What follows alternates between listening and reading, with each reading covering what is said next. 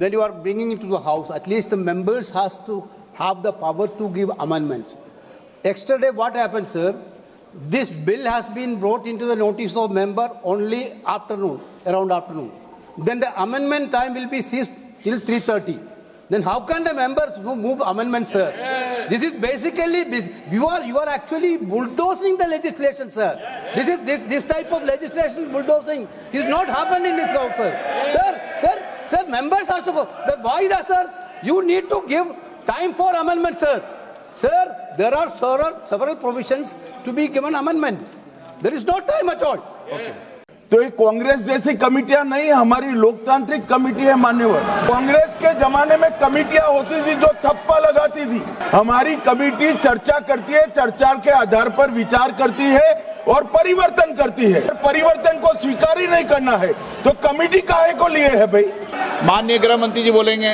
मान्यवर, माननीय सदस्य ने जो पॉइंट ऑफ ऑर्डर उठाया है, मैं इसके हार्द को सदन के सामने रखना चाहता हूं। भारत सरकार की कैबिनेट ने इस बारे में एक बिल अप्रूव कर सदन के सामने रखा। आपके द्वारा ये बिल जॉइंट पार्लियामेंट्री कमेटी को दिया गया, जिसका विपक्ष का भी बड़ा आग्रह था।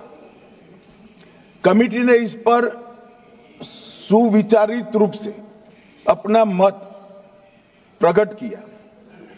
वो जो मत प्रकट हुआ, वो मत फिर से कैबिनेट के सामने गया। कमेटी के जो सुझाव थे, ये भारत सरकार की कैबिनेट ने स्वीकार किए और अमेंडमेंट के रूप में किरण रिजिजू जी लेकर आए। ये तभी होता है जब ये ऑफिशियल अमेंडमेंट कैबिनेट की अनुमोदन के बगैर आता है।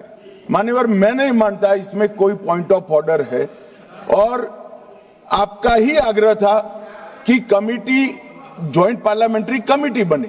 अगर कमिटी ने कोई बदलाव ही नहीं करने हैं तो ये कांग्रेस जैसी कमिटियां नहीं, हमारी लोकतांत्रिक कमिटी है मान्यवर, जो दिमाग चलाती है।